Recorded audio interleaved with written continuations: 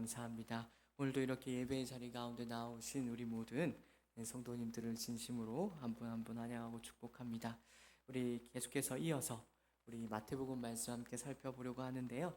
오늘 이 시간에는 누구든지 나를 따라오려거든, 누구든지 나를 따라오려거든 이라는 제목을 가지고서 우리 함께 하나님 말씀 나누도록 하겠습니다. 시간이 조금 지나서 우리가 지난 본문의 내용이 잘 기억나지 않을 수 있는데, 우리 지난 본문에서 베드로가 위대한 신앙 고백을 하는 내용을 우리가 살펴보고 왔습니다. 뜻밖의 본문의 내용이 우리에게는 베드로의 위대한 신앙 고백으로 잘 알려져 있기는 하지만, 제가 나누었을 때 그 본문은 단순히 베드로의 위대한 신앙 고백만을 기록해 놓은 본문이 아니라 예수님께서 사무엘하 7장의 다윗 언약을 따라 하나님의 뜻에 순종하여 하나님의 집을 세우시는, 성전을 세우시는, 교회를 세우시는 그런 장면이라는 것을 우리가 중요하게 나누었습니다. 그 본문에 이어서 오늘 본문이 계속되고 있는 것입니다. 그러므로 우리가 오늘 본문을 읽을 때에도 단순히 전개되는 사건의 흐름에만 주목할 것이 아니라 이 흐름의 이면에 있는, 우리가 지난주에 중요하게 살펴보고 왔습니다마는 사무엘하 7장의 다윗 언약이, 하나님께서 우리에게 주신 약속이 어떻게 성취되고 있는가를 우리가 주목하며 또 중요하게 염두에 두며 이 본문 말씀을 읽을 수 있어야 할 것입니다. 그 중요한 맥락이 무엇이라고요? 우리가 지난주에 이어서 오늘에서도 잊어서는 안 되는 것이 무엇인가 하면, 오늘 본문에서도 예수님께서는 바로 하나님의 집인 성전을 짓고 계시는 것을 설명하고 있다는 것을 우리가 생각할 수 있어야 된다는 것입니다.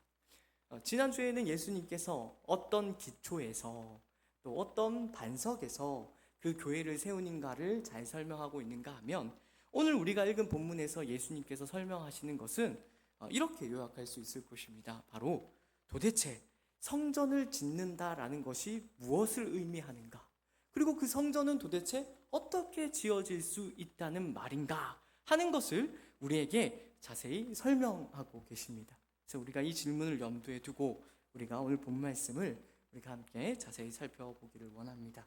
우리 먼저 오늘 본문에 나와 있는 21절 말씀을 다시 한 번 더 큰 목소리로 읽어보도록 하겠습니다. 같이 읽습니다. 이때로부터 예수 그리스도께서 자기가 예루살렘에 올라가 장로들과 대제사장들과 서기관들에게 많은 고난을 받고 죽임을 당하고 제3일에 살아나야 할 것을 제자들에게 비로소 나타내시니, 예수님께서 제자들에게 이제는 십자가 죽음을 당하셔야 하고 또 3일에 부활하셔야 할 것을 제자들에게 비로소 나타내셨다라고 본문이 이야기를 하고 있습니다. 우리가 종종 복음서의 길고 긴 내용을 헤매다가 보면 예수님께서 이 땅에 오신 목적을 잊을 수가 있습니다. 그러나 우리가 분명히 해야 되는 것이 무엇인가 하면, 예수님께서 이 땅에 오신 목적은 처음부터 끝까지 죽으러 오셨다라는 것을 우리가 놓쳐서는 안 될 것입니다. 예수님께서 이 땅에 오신 것은 제자들을 잘 가르쳐서 그들이 죄를 덜 짓고, 그래서 율법을 지켜 구원에 이르게 하시기 위하여, 그러니까 저들 안에 있는 어떤 노력이나 자질이나 품성이나 이런 것들을 개발시키기 위하여 이 땅 가운데 오신 것이 아니다라는 것을 우리가 분명히 알 수 있어야 할 것입니다. 우리 모두는 전적으로 타락한 죄인이기 때문에, 전적으로 부패한 죄인이기 때문에 우리로서는 도무지 구원을 얻을 다른 방도가 없었다라는 것을 분명히 기억해야 됩니다. 우리가 어떻게 구원을 얻게 됩니까? 오늘 본문에 나와 있듯이 예수님께서 우리의 죄를 대신하여 십자가에 죽으심으로만 우리가 구원을 받을 수 있다라는 사실, 어떤 의미에서 우리 기독교 신앙의 가장 근본적인 본질이라고 할 수 있는 이 내용을 우리는 오늘 본문에서도 분명히 알 수 있어야 되는 것이죠. 우리 하나님이 거하시는 하나님의 집인 성전은 이러한 우리 주 예수 그리스도의 죽음과 부활하심 위에서만 세워질 수 있다는 것을 우리가 먼저 이 본문을 통해서 확인할 수가 있어야 되는 것입니다. 그래서 우리가 뒤에서도 살펴보게 되겠습니다만 우리 주님께서도 그래서 이런 말씀을 우리에게 주셨죠. 인자가 온 것은 섬김을 받으려 함이 아니라 도리어 섬기려 하고 자기 목숨을 많은 사람의 대속물로 주려 함이라. 왜 그렇게 오셨다고요? 오직 이 방법을 통해서만, 우리의 죄를 대신하여 예수님께서 십자가에 죽으시는 방법을 통해서만 많은 목숨을 구원할 수 있기 때문에 그렇습니다. 그 길을 통해서만 구원을 얻고 그 길을 통해서만 교회가 세워지고 하나님의 집의 기초가 세워지며 터가 세워지고 하나님이 거하시는 성전이 세워질 수 있기 때문이라는 것을 우리가 중요하게 위험할 수 있어야 되는 것이죠. 정말로 중요한 내용이기 때문에, 우리 신앙의 근본적인 내용이 되는 것이기 때문에 아무리 반복해도 지나치지 않을 것입니다. 우리는 우리가 가지고 있는 그 어떤 힘과 노력 그리고 최선까지도 결국 우리 구원의 조건이 될 수 없다라는 것을 분명히 확인해야 됩니다. 심지어 믿음조차도 우리 구원의 조건이 될 수 없다라는 것을 분명히 해야 됩니다. 믿음은 우리 구원의 조건이 아니죠. 정확하게 말하자면 믿음은 우리의 구원의 수단이지 조건이 될 수가 없습니다. 그 믿음조차도 누구의 은혜로 말미암아 우리에게 주어지게 됩니까? 하나님의 은혜가 아니고서는 그 믿음조차도 우리가 가질 수가 없다라는 것이죠. 요컨대 우리로서는 아무리 어떤 노력과 최선을 다한다고 해도 구원받을 방도가 없다라는 것을 우리가 분명히 해야 합니다. 그래서 우리가 어떻게 구원을 받는다고요? 하나님께서 우리에게 대하여 오직 은혜를 베푸심으로 말미암아 우리 주 예수 그리스도께서 십자가에 죽으신 그 은혜를 통해서만 우리가 구원을 받는다라는 것을 우리는 분명히 기억할 수 있어야 되는 것이죠. 우리의 의가 아니라, 우리의 열심이나 우리의 노력이 아니라 오직 우리 주 예수 그리스도의 의를 믿음으로 옷을 입음으로써 우리가 구원받는다라는 것을, 그리고 그렇게 우리가 그리스도에게 속한 자가 되고 성전에 속한 자가 된다라는 것을 우리는 분명히 오늘 본문에서도 확인할 수 있어야 될 것입니다. 그러나 뜻밖의 오늘 본문에서도 그렇지만 또 우리가 살아가는 현실에서도 분명히 확인하듯이 이런 놀라운 영적인 진리는 베드로는 받아들이지 못합니다. 베드로는 이 영적인 진리를, 영적인 가르침을 이해하지 못하고 예수님을 따로 불러 세우고 이제 예수님께 대하여 항변을 하죠. 여기 22절에 나와 있는 항변하다라는 말은 헬라어 원어로 굉장히 강한 표현입니다. 에피티마오라는 표현인데, 이 표현은 어디서 등장하는가 하면 예수님께서 귀신을 꾸짖을 때, 그 꾸짖는다고 할 때 표현이 바로 에피티마오라는 표현입니다. 그래서 헬라어 성경에서는 다양하게 번역이 되는데 주로 책망하다, 경고하다, 꾸짖다라는 그런 의미로 번역이 됩니다. 그러니까 지금 우리가 22절에 항변하여라고 기록이 되어 있으니까 그러니까 베드로가 화를 냈나 보다 이렇게 생각하기 쉬운데, 원문은 그 정도의 의미가 아니라 매우 강한 의미를 우리에게 전달하고 있는 거죠. 마치 베드로가 선생이나 된 듯이 자기가 무언가를 잘 알고 있다는 듯이 예수님께 대하여 경고하고 책망하고 꾸짖고 있다라고 우리가 22절을 읽을 수 있어야 되는 것입니다. 근데 베드로가 어떻게 이야기를 한다고요? 주여 그리 마옵소서, 이 일이 결코 주께 미치지 아니하리이다. 제가 신앙이 없을 때는 이 본문이 도무지 이해가 되지 않았습니다. 22절을 아무리 곱씹고 읽어봐도 누가 베드로와 같이 이렇게 이야기하면, 내가 이제 죽는다라고 얘기했을 때 베드로와 같이 누가 반응을 한다면 저는 은근히 기분이 좋지 않을까 하는 생각이 들었거든요. 아마도 우리 가운데 그런 생각을 가지고 계실 분들이 있을 거라고 생각이 듭니다. 그런데 예수님의 반응이 우리의 기대와 사뭇 다르다라는 것을 우리는 오늘 본문에서 읽어내야 할 것이고, 그리고 그 사안이 생각보다 굉장히 진중하다라는 것 또한 우리가 읽어낼 수 있어야 할 것입니다.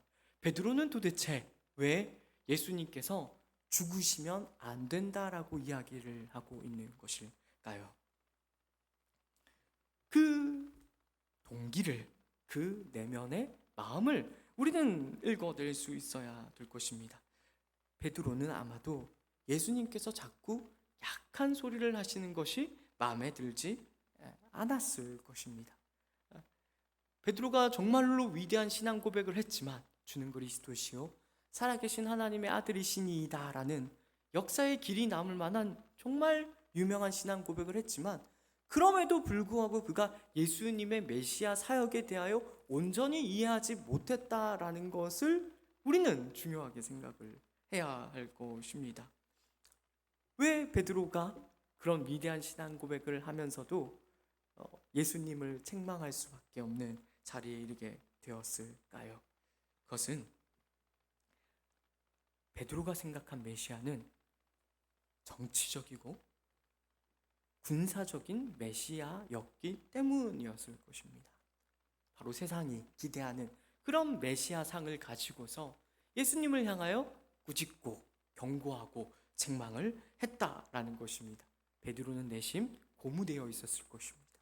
이제 예수님께서 예루살렘에 올라가시게 되면 메시아 되신 예수님께서 예루살렘에 썩어빠진 종교 지도자들, 종교 권력자들을 다 무찌르시고, 또한 더 나아가 로마 제국까지 무찔러서 그들을 짓밟고 올라서실 것이라고 기대했을 것입니다. 왜 베드로는 그런 메시아상을 기대하고 믿고 붙들어 놓지 않았던 걸까요? 우리가 오늘 본문에서 중요하게 읽어내야 되는 것입니다. 베드로는 그 사실을 굳게 믿어 의심치 않았기 때문에 자꾸 죽음과 부활을 얘기하시는 예수님이 마음에 들지 않았던 것입니다. 그 이면에 무엇이 있었는가 하면 바로 우리가 계속해서 마태복음에서 중요하게 읽어 내려오고 있는 주제, 바로 자기의, 자기 옳음, 자기 증명이라는 무시무시한 죄의 내용이 베드로의 마음 가운데 자리 잡고 있었기 때문입니다. 예수님은 세상적인 메시아가 되어야만 합니다. 왜 세상적인 메시아가 되어야 하는가 하면, 그런 메시아 되신 예수님을 통해서 베드로 자신의 의가 온 세상 가운데 나타나야 되기 때문에 그렇습니다. 자신의 옳음이, 그리고 자신의 열심이, 자신의 진심이, 자신의 남다름이 드러나고 증명하고 자랑되기 위해서는 예수님께서는 반드시 정치적이고 군사적인 메시아가 될 수 있어야 된다라는 것이죠. 그런 마음을 가지고 있었기 때문에 베드로는 하나님의 일을 생각하지 못하는 것입니다. 베드로가 정말로 관심이 있는 것은 하나님의 나라가 아닙니다. 하나님의 의가 바로 그렇게 세워지는 것도 아닙니다. 베드로 자신이 인정받는 것, 베드로 자신이 보상받는 것, 베드로 자신이 복을 받는 것, 그것에만 베드로가 관심을 가지고 있었고, 거기에 열심을 내고 있었기 때문에 베드로가 예수님을 감히 꾸짖는, 경고하는, 책망하는 자리에까지도 이르게 되는 것입니다. 그러니까 베드로에게 예수님은 자신의 삶을 위한 하나의 수단에 지나지 않았다라는 것을 우리는 이 책망에서, 베드로의 책망에서 읽어낼 수 있어야 되는 것이죠. 그 마음을 정확히 간파하신 예수님께서 베드로에게 이렇게 꾸짖으시는 것입니다.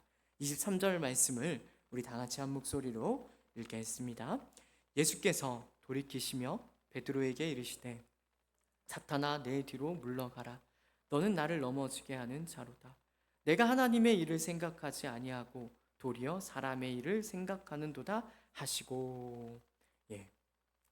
지금 여기서 사탄 소리를 듣고 있는 사람이 바로 앞에서 그 어떤 것과도 비교할 수 없는 위대한 신앙 고백을 했던 베드로라는 것을 우리는 간과해서는 안 될 것입니다.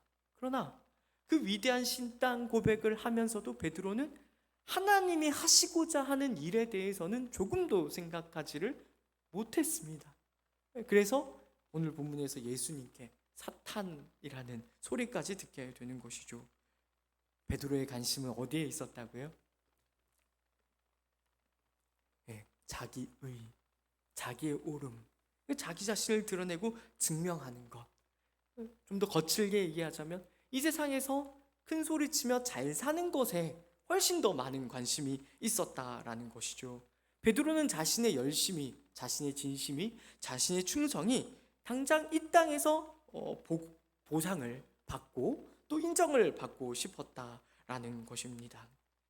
우리는 오늘 2000년이 훌쩍 지난 이 시대를 살고 있기 때문에 이 본문을 읽으면서 이러한 베드로의 불신실함과 또 이런 베드로의 경솔함에 대하여 쉽게 손가락질하고 비판할 수 있을 것입니다. 하지만 우리가 오늘 이 시간에서 분명히 깨우쳐야 하는 것은, 우리도 아마 베드로의 자리에 있었다면, 우리도 아마 그 자리에 있었다면 베드로와 같이 예수님을 꾸짖었을 수도 있다라는 것을 우리는 깊이 생각할 수 있어야 할 것입니다. 왜 그렇죠? 우리는 2000년이나 지났으니까 베드로를 쉽게 손가락질하고 비판할 수 있지만, 사실 우리도 신앙생활하면서 마음 가운데는 늘 베드로와 같은 마음이 자리 잡고 있기 때문에 그렇죠. 우리는 예수님을 믿어서 이 땅에서 잘 되고 싶습니다. 잘 먹고 잘 살고 싶습니다. 큰 소리 치고 싶습니다. 예수 믿어서 건강해지고 이런저러한 복들을 받아서 큰 소리 치는 그런 신앙생활을 하고 싶은 생각들이 우리 가운데 알게 모르게 우리 마음 깊숙한 곳에 숨겨져 있기 때문이죠. 나의 뜻과 계획과 목적에 믿음을, 신앙을, 예수님을 써먹고 싶은 생각이 우리 마음 깊숙한 곳에 스물스물 어려 있기 때문에 그렇습니다. 사실 가만히 생각을 해보면, 이 사실을 곰곰이 생각해보면 우리 모든 신자들의 가장 힘들고 어려운 시험, 그리고 원망, 불평이 바로 여기에 있다라는 것을 우리가 확인하게 됩니다. 우리는 왜 기뻐하지 못하는 것일까요? 우리는 왜 예수를 믿고 구원을 받았음에도 불구하고 감사하지 못하는 것일까요? 우리는 왜 예수를 믿었음에도 불구하고 우리 인생이 복되다라고 쉽사리 얘기하지 못하는 것일까요? 그것은 바로 우리 마음 가운데 베드로와 같은 마음이 숨겨져 있기 때문에 그렇다라는 것입니다. 그때 우리는 오늘 본문에 나타나 있는 우리 주님의 말씀을 기억할 수 있어야 할 것입니다. 그저 다른 신자들도 다 그렇게 사는 거지, 어느 정도 인생을 체념하고 그렇게 살아가는 거지, 이렇게 버티다 천국 가면 그만이지라고 쉽게 생각하고 넘길 것이 아니라, 그런 베드로의 생각에 대하여 예수님께서 매우 무시무시하게 사탄아 물러가라라고 이야기한 것에 우리는 우리의 관심을 기울일 수 있어야 된다라는 것이죠. 사탄이라고 말씀하실 뿐만 아니라 그 죄의 본질을 분명하게 폭로하시죠. 내가 하나님의 일이 아니라 사람의 일을 생각하는구나 라는 굳굳이즘을 말입니다. 그런데 여기서 우리가 한번 생각해 볼 것이 있습니다. 이렇게 놓고 보면, 이렇게 이야기해 놓고 보면 조금 억울한 생각이 드실 분이 계실지 모르겠습니다. 베드로의 이 생각이 왜 사탄적인 것일까요? 곰곰이 생각해보면 베드로와 같은 그런 마음을 갖는 것이 그게 그렇게 나쁜 일일까요? 예전에 저는 그런 생각이 들더라고요. 베드로가 뭘 그렇게 잘못했길래, 입 다물고 있던 다른 제자들이 훨씬 잘못했지, 이렇게 용기를 내서 충성심을 내보이는 베드로가 뭘 그렇게 잘못했길래 이런 모욕을 받아야 하는가, 이런 꾸짖음을 들어야만 하는가 하는 생각이 들더라고요. 그런데 이것은 우리가 성경 전체를 볼 때 예수님께서 꾸짖으신 이유가 분명히 나타납니다. 이전에도 몇 번 이 자리에서 말씀드렸듯이 죄의 한 가지 중요한 본질된 내용은 어디에 있는가 하면, 다를 이야기해서 사탄이 우리를 넘어지게 만드는 가장 중요한 전략 중에 하나가 무엇이 있는가 하면 바로 자기 자신을 드러내고 증명하고 자랑하게끔 만드는 데 있다라는 것을 우리가 중요하게 생각해 볼 수 있어야 된다라는 것이죠. 성경 전체를 볼 때 우린 그것을 분명하게 확인할 수 있습니다. 아담의 경우를 생각해 볼까요? 아담이 선악과를 따먹은 것이 뭐가 그렇게 잘못일까요? 선악과 자체를 따먹은 것은 그 자체로만 보면, 그러니까 안 믿는 불신자의 눈으로 보면 도무지 이해하지 못할 일이죠. 그러나 우리는 압니다. 그 선악과를 따먹은 일이 의미하는 바가 무엇인지를 알고 있죠. 그것은 바로 사단의 유혹에 넘어가 아담이 하나님과 같이 되기 위하여 선악과를 따먹었다라는 것입니다. 그러한 마음 때문에, 그러한 욕심 때문에 아담이 결국 넘어지고 말았다라는 것을 우리가 간과하지 마십시오. 바벨탑 사건도 한번 기억해 볼까요? 바벨탑 사건은 왜 심판받아야 했을까요? 그 바벨탑을 짓는 것 자체가 뭘 그렇게 잘못한 일일까요? 그러나 우리는 성경을 통해 그 죄의 본질이 무엇인지를 분명히 읽어낼 수가 있죠. 그들이 바벨탑을 쌓은 이유는 그냥 아무 생각 없이 바벨탑을 쌓은 것이 아니라 탑 꼭대기를 하나님이 계신 하늘에 닿게 하여 자신들의 이름을 내기 위하여 바벨탑을 쌓았다라는 것을 우리는 결코 간과해서는 안 될 것입니다. 자신들의 이름을 날리기 위해서 그 바벨탑을 쌓았고, 그 결과 하나님께서 그들을 심판하실 수밖에 없었다라는 거죠. 다시 한 번 더 이야기하지만 마태복음에서 매우 중요하게 다루는 죄의 본질된 내용 중에 하나입니다. 마태복음 20장에 가면 제자들이 아웅다웅 싸우죠. 제자들이 대놓고 싸우는 일이 잘 없는데 그 자리에서는 제자들이 대놓고 싸웁니다. 근데 왜 싸우게 됩니까? 누가 높으냐라는 그 싸움 하나로 싸웠다라는 것을 간과하지 마십시오. 좀 더 쉽게 이야기해 볼까요? 누가 나보다 잘난 꼴은 도무지 볼 수가 없는 것입니다. 그것이 우리의 죄된 본성에, 아니 나는 그렇지 않아라고 외면할 것이 아니라 성경이 우리 모든 인간 본성에 대하여 중요하게 건네고 있는 뼈아픈 말씀이라는 것을 우리가 붙들 수 있어야 되는 것이죠. 그래서 예수님께서 마태복음에서 사단에게 시험을 당하실 때 당했던 그 세 가지 시험의 내용도 이런 맥락에서 우리가 재구성해 볼 수 있을 것입니다. 사단이 계속 예수님께 시비를 걸죠. 어떤 시비를 겁니까? 네가 만일 하나님의 아들이거든 너 돌을 빵으로 바꿀 수 있냐? 너 성전에서 뛰어내려도 괜찮냐? 라고 치고 들어오는 것입니다. 네가 만일 하나님의 아들이라면 왜 그런 식으로밖에 세상을 살 수 없냐? 그런 식으로밖에 사역을 할 수밖에 없냐라고 치고 들어온다라는 것입니다. 이와 동일한 시험, 이와 동일한 유혹이 오늘 본문의 베드로에게 주어지고 있을 뿐만 아니라 마찬가지로 오늘을 살아가는 우리에게도 날마다 우리에게 주어지고 있다는 것을 우리가 중요하게 생각할 수 있어야 되는 것입니다. 그러니 우리가 이것을 베드로의 죄로만 여기고 넘기지 말고 지금 우리가 베드로라고 생각을 하고 오늘 본문에서 주시는 우리 주님의 말씀에 귀를 기울일 수 있어야 할 것입니다.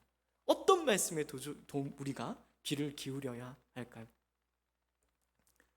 가장 먼저 우리는 사람의 일이 아니라 하나님의 일을 생각할 수 있어야 합니다. 사람의 일이 아니라 하나님의 일을 생각할 수 있어야 한다라는 것입니다. 이렇게 놓고 보면 하나님의 일이 너무 포괄적이고 광범위하죠. 우리는 도무지 이 하나님의 일이 무엇인지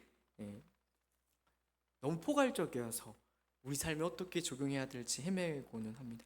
그러나 제가 앞에서 이야기했듯이 이 마태복음 16장의 중요한 주제는 예수님께서 사무엘의 7장에 나타나 있는 하나님의 다윗 언약, 하나님께서 내 성전을 내가 친히 짓겠다, 내 자손을 통하여, 내 아들을 통하여 내가 친히 거할 성전을 친히 짓겠다라는 그 약속의 성취로 읽을 때에야 하나님의 일이 무엇인지가 분명히 확인할 수가 있게 됩니다.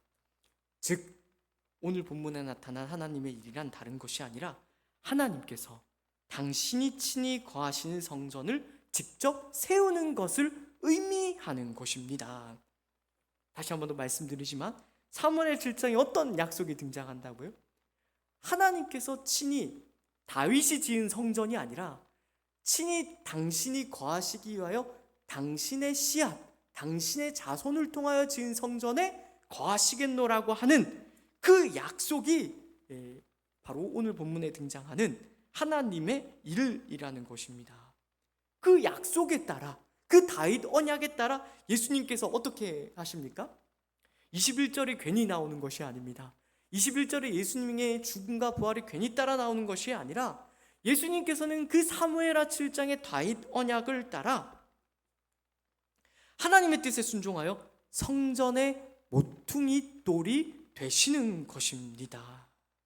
그의 죽으심과 부활로 말미암아 예수님께서는 이제 한 개인이 아니라, 다만 한 인간이 아니라 참 사람과 참 하나님으로서 하나님께서 친히 거하시는 성전의 모퉁이 돌이 된다라는 것을, 모퉁이 돌로 세워진다라는 것을 우리는 읽을 수가 있어야 되는 것이죠.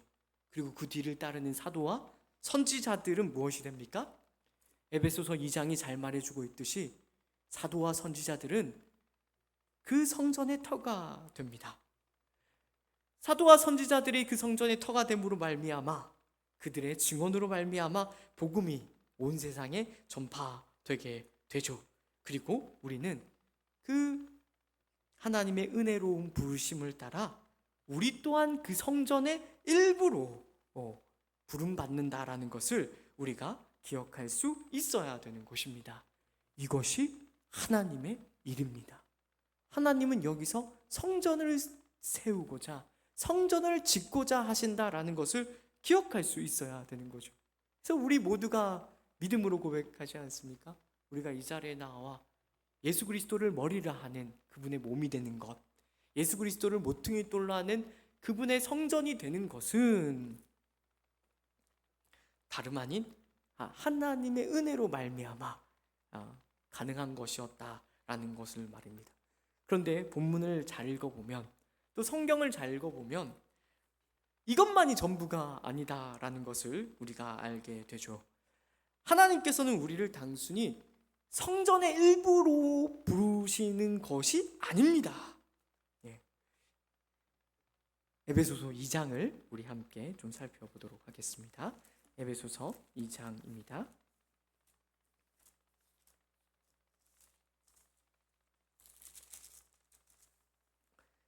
에베소서 2장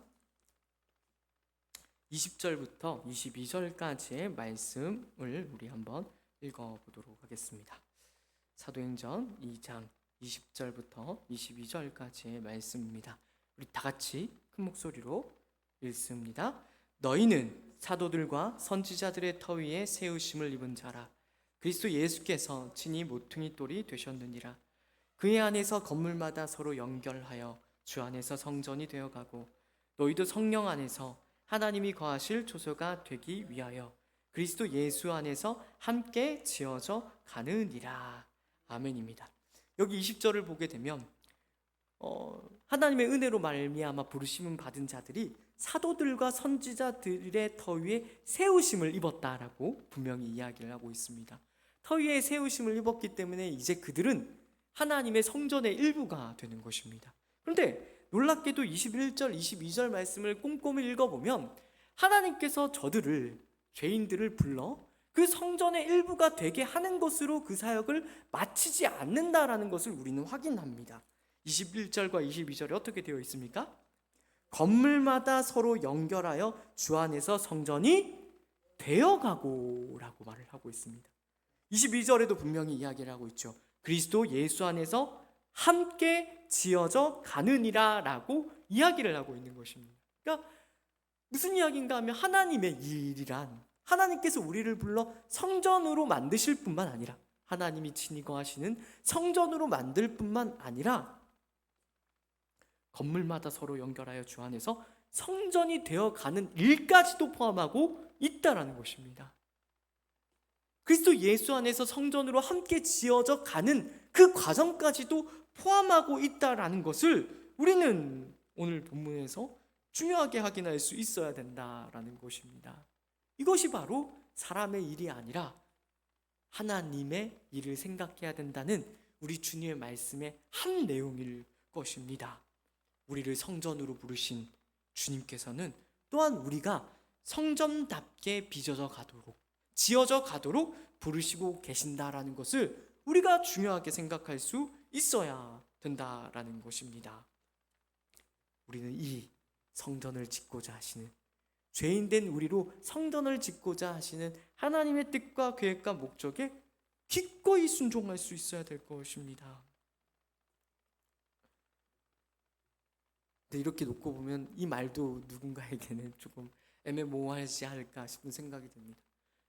다시 오늘로 적용해서 건물마다 연결하여 성전이 되어 간다라는 것, 지어져 간다라는 것은 도대체 무엇을 의미하는 것일까요?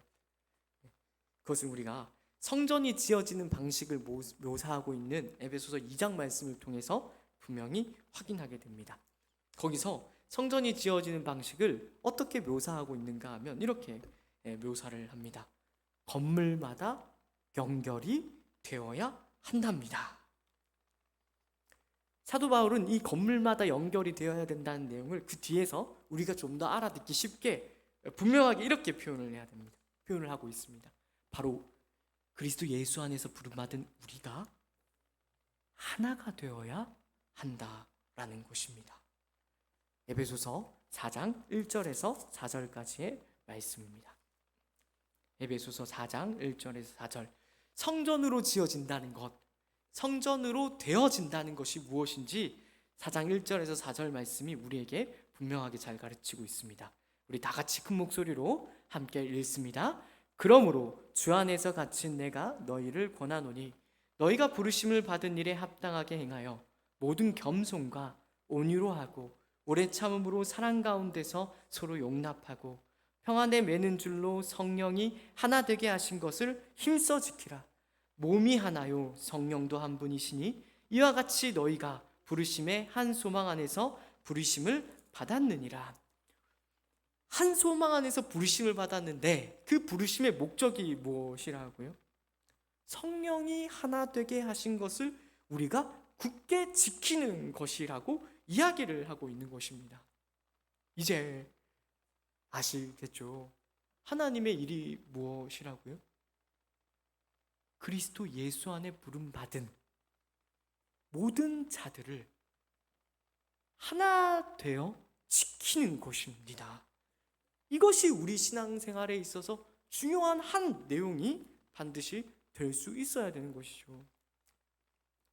이러한 일에 우리는 전심전력하고 이러한 일들에 우리는 연습과 훈련과 연단을 받을 수 있어야 된다라는 것입니다.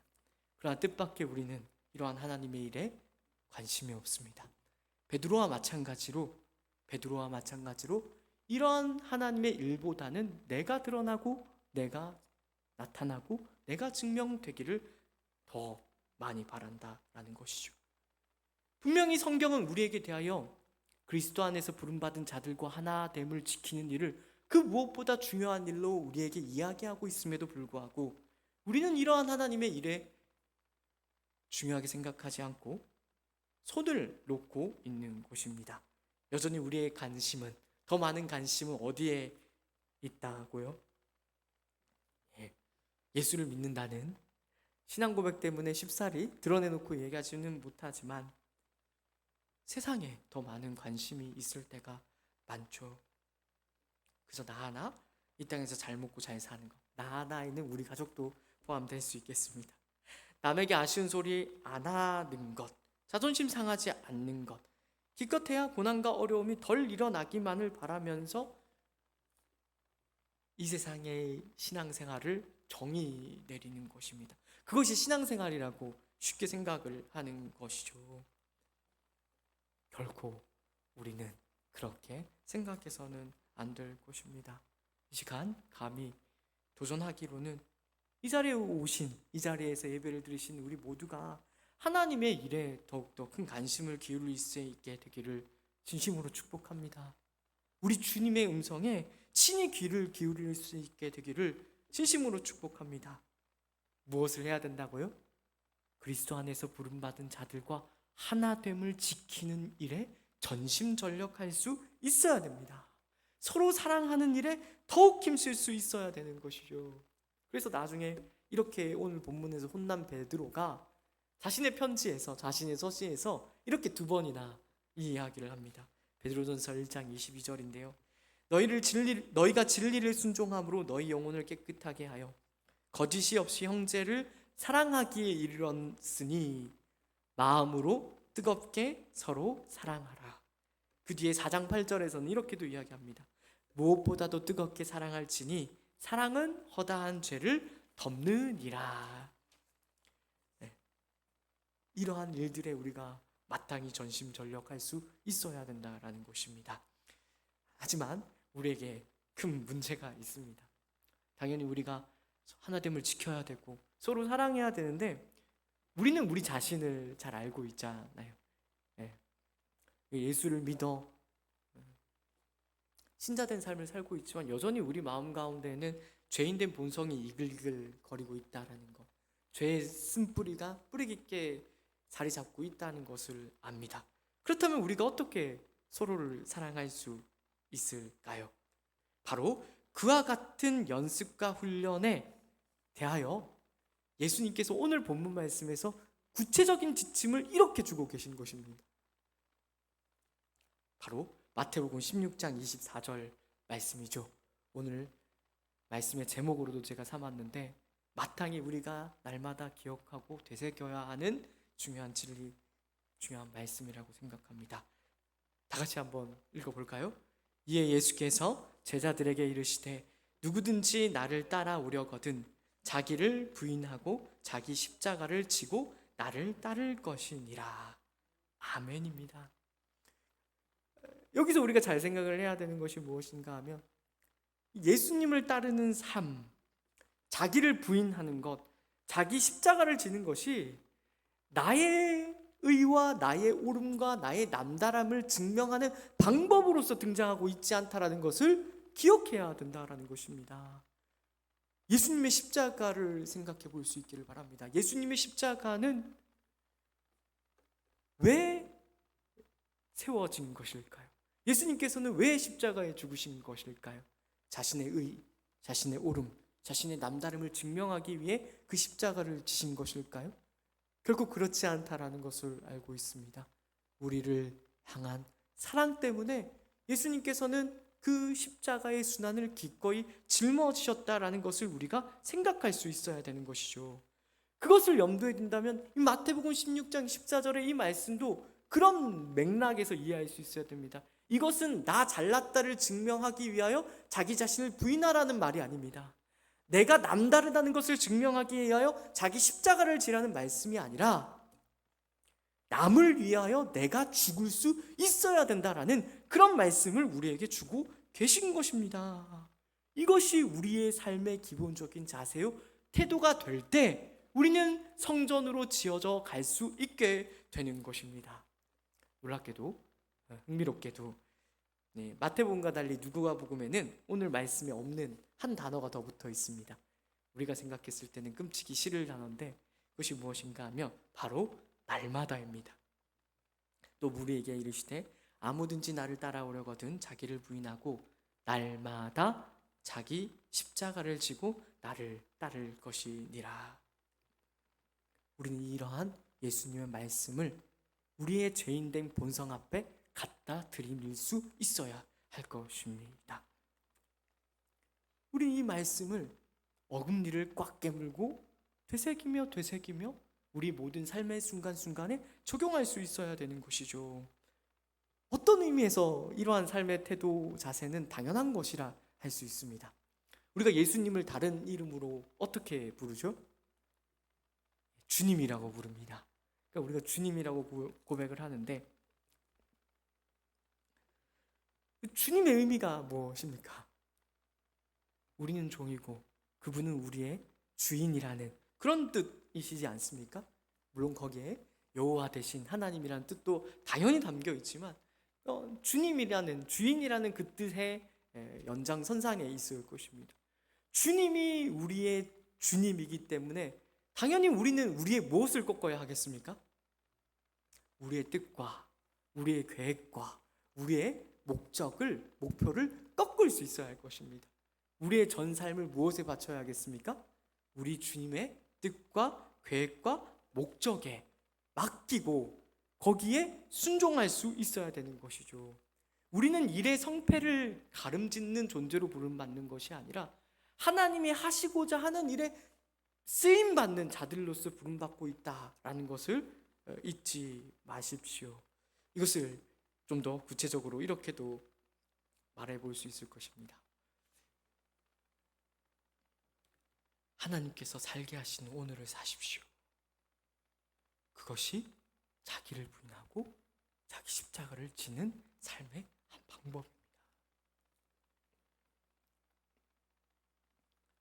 하나님께서 우리의 아버지가 되시고 목자가 되심을 알아서 하나님께 모든 것을 맡기고 예수 믿는 자답게 오늘을 살아내는 것, 저는 그것이 자기를 부인하고 자기 십자가를 짊어지는 한 방편이라고 생각이 됩니다.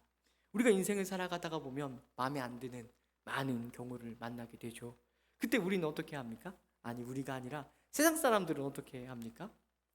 세상 사람들이 굉장히 똑똑합니다. 그렇지 않습니까? 세상 사람들은 그런 어쩔 수 없는 현실을 인정하지 않으려 합니다. 인정하지 않으려 해서 어떤 식으로든 수단과 방법을 가리지 않고 그 상황을 타개하고자 이런저런 애를 많이 씁니다. 내 생각을 들이밀고 내 뜻을 들이밀고 내 지혜를 들이밀어서 모든 문제를 해결하고 내 인생을 안전한 통제 아래 두기를 원하는 것이죠. 그렇다면 우리는 어떻게 해야 할까요? 예수 믿는 우리는 어떻게 이 세상을 살아야 할까요? 가장 먼저 우리는 이 세상의 모든 것들이 하나님의 신적인 지혜 가운데 우리에게 주어진다라는 것을 놓쳐서는 안 될 것입니다. 우리가 당하는 그 어떤 일도 하나님의 신적인 지혜로부터, 물론 우리가 이해할 수 없고 납득할 수 없는 그런 일들 많은 일들이 있지만 거기에서도 우리는 이러한 신앙 고백을 결코 놓쳐서는 안 될 것입니다. 베드로는 전문 어부이지만 어떻게 하죠? 예수님의 말씀에 순종해서 그물을 다른 곳에 던지지 않습니까? 우리는 세상 사람들과 전혀 다른 길로, 다른 목적으로 부름받고 있다는 것을 이 시간 우리가 진지하게 생각하고 또 그렇게 살기로 결단할 수 있게 되기를 진심으로 축복합니다. 세상 사람들이야 내일을 확보하기 위하여 오늘을 포기할 수밖에 없는 삶을 살지만 우리는 그렇지 않죠. 우리는 그럴 필요가 없습니다. 우리는 하나님의 은혜로 구원받았을 뿐만 아니라 그분의 자녀가 되고 그분의 백성이 되고 그분의 성전이 지어져서 그분의 은혜로우신 보호하심 아래 자라나고 있다라는 것을 우리는 중요하게 생각할 수 있어야 되는 것이죠. 그러니 이해되지 않고 납득되지 않는다라고 할지라도 그분의 은혜로우심을 믿고 의지하고 신뢰하여 오늘을 살아낼 수 있게 되기를 진심으로 축복합니다.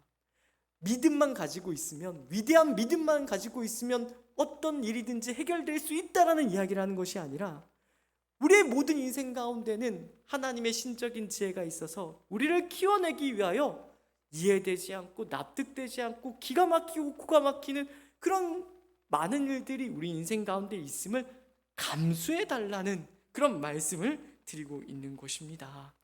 성경은 분명히 이야기합니다. 그 모든 것들이 지금 당장 이해되지 않을지라도 우리의 영혼에 유익이 된답니다. 그 모든 것이 합력하여 선을 이룬다고 성경이 분명하게 선언하고 있음을 놓치지 마십시오. 놓치지 마십시오. 그 모든 길이 우리의 십자가가 되어서 우리 주님이 세상 사람들이 전혀 이해할 수 없는 십자가를 지심으로 우리를 구원했듯이 그 또한 그 십자가를 우리로 짊어지게 함으로써 모든 사람들을 사랑하게 하고 그 자리로 부름을 받아 성전으로 빚어내심을, 하나의 성전으로 빚어내고 계심을 우리가 기억하여서 오늘을 살아낼 수 있어야 된다는 것이죠.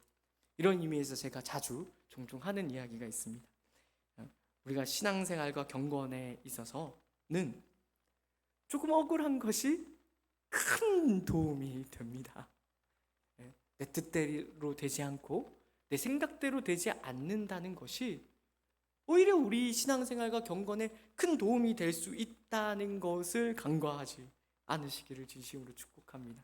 그래서 다윗도 이렇게 고백했죠. 주께서 나를 괴롭게 하심은 성실하심 때문입니다. 우리를 의와 진리의 거룩으로 빚어내시고자 하시는 그 하나님의 일하심이 너무나 신실하셔서 우리 인생 가운데 때때로 이해할 수 없고 납득할 수 없는 어려움이 일어나기도 한다라는 것입니다.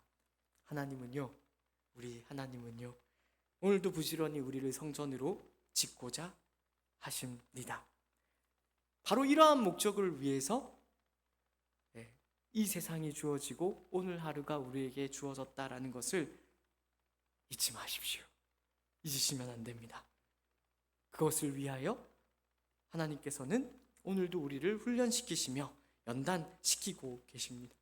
다른 목적이 있다고 생각하지 마시고, 하나님이 우리를 얻다 좋은 일에 써먹기 위하여 우리를 부르신다고 생각하지 마시고, 하나님께서는 처음부터 끝까지 우리 자신을 목적하고 있다라는 것을 기억할 수 있기를 진심으로 축복합니다. 그러니 우리 또한 이 세상에서 엉뚱한 것을 기대하는 그런 잘못을 이제는 내려놓을 수 있기를 바랍니다. 하나님이 어떻게든 하시겠지 하고 손 놓고 놀고 있으면 안 되겠죠. 왜냐하면 우리가 변해야 하는 문제이기 때문에 그렇습니다. 사랑하기에 포기할 수 없어서 드시는 회초리가, 징계가 있을 것입니다. 우리가 우리 자녀가 학교에서 공부를 안 하고 시험 기간에 팽팽 놀고만 있으면 가만히 내버려 둘 수 없는 것과 같은 노릇이라고 우리가 이야기할 수 있을 것입니다. 그래서 우리 인생 가운데 고난이 있지만 그 가운데서 우리가 자라난다라는 것을 잊지 않으시기를 진심으로 축복합니다. 서로 사랑해야 합니다. 자기 자신을 부인하고 자기 십자가를 짊어지며 그 훈련과 그 연습을 통해서 우리는 하나의 성전으로서 매일매일 자라내게 될 것입니다. 그래서 이런 맥락에서 우리가 신앙이 좋다는 것을 좀 우리가 잘 생각할 수 있으면 좋을 것 같아요. 예전에는 신앙이 좋은 사람이라고 그러면 어떤 사람을 많이 떠올렸죠? 제가 생각했을 때 제1로 쳤던 것은 기도를 많이 하는 사람이었던 것 같아요. 그리고 2등으로 쳤던 게 전도 많이 하는 사람이었던 것 같고, 3등으로 쳤던 사람이 이제 성경 좀 많이 읽는 사람이지 않았나. 그리고 마지막이 헌신과 봉사를 교회에서 살다시피 하는 사람이라고, 그것들을 통해서 저 사람 신앙 좋다 나쁘다를 가늠했었던 것 같은데, 오늘 말씀을 통하면 신앙이 좋다라는 것이 무엇인지 분명히 알 수 있게 되죠. 우리가 예수님의 십자가 그늘 아래에서 늘 쉬지 않습니까? 그리고 십자가 그 그늘 아래에서 우리가 주님이 주신 은혜를 날마다 받아 누리는데, 그 예수님을 닮은 자가 신앙이 좋은 것입니다. 좀 더 쉽게 이야기를 해볼까요? 제가 좋아하는 표현인데, 녹음을 가진 사람이 되는 것입니다. 녹음이란 풀을 녹에 그늘 음자죠. 제가 이 녹음이라는 단어를 너무 좋아해서 우리 둘째 이름도 하음이라고 지었습니다. 그 하나님의 날개 그늘 아래를 염두에 두고 하음이라고 지었는데, 녹음에는 누구나 와서 기대어 쉴 수가 있죠. 그렇지 않습니까? 거기엔 잘하고 못하고가 일단 없습니다. 거기에서 누구나 쉼을 얻을 수가 있죠. 저는 성경이 우리에게 궁극적으로 요구하는 신앙의 모습이 바로 이런 모습이라고 생각을 합니다. 예수님의 십자가 그늘 아래 우리가 쉬면서 안식을 누리듯이, 은혜를 누리듯이, 우리가 그 은혜를 아는 자라면 이제 우리 주변에 있는 가족과 이웃과 성도들에게 대하여 자신의 옆자리를 내어줄 수 있는 자들이 되어야 됩니다. 자기 자신을 기꺼이 내어줄 수 있는 사람이 될 수 있어야 할 것입니다. 그것을 위하여 하나님이 일하고 있다는 것을 기억하셔서 이제는 하나님의 성전다워질 수 있는 자들이 되기를 진심으로 축복합니다. 예수님을 따라서 사랑하기 위하여 자기 자신을 부인하고 자기 십자가를 지기로 결단하는 우리 모든 믿음의 성도님들 되시기를 진심으로 축복합니다. 기도하겠습니다. 사랑과 은혜가 많으신 하나님 아버지, 은혜를 감사합니다. 우리를 사랑하여서 주신 그 십자가를 생각합니다. 우리를 사랑하여서 걸어가신 그 십자가의 길을 생각합니다. 우리를 사랑하여서 그 십자가에 흘리신 보혈을 우리가 생각을 합니다. 우리는 그 은혜로 말미암아 하나님의 백성이 되었음에도 불구하고 여전히 못난 자리에 머물러 앉아 우리 자신을 합리화하며 연민을 느끼며 제자리에 머물러 있는 것을 보게 됩니다. 이 시간 그런 우리 자신을 회개합니다. 우리 주님이 십자가를 지신 것이 무엇을 목적하신 것인지를 이제는 깨달을 수 있게 하셔서 하나님의 일을 생각하여 서로 무엇보다 뜨겁게 사랑하는 일에 전심전력할 수 있는 저희 모두가 될 수 있게 하여 주옵소서.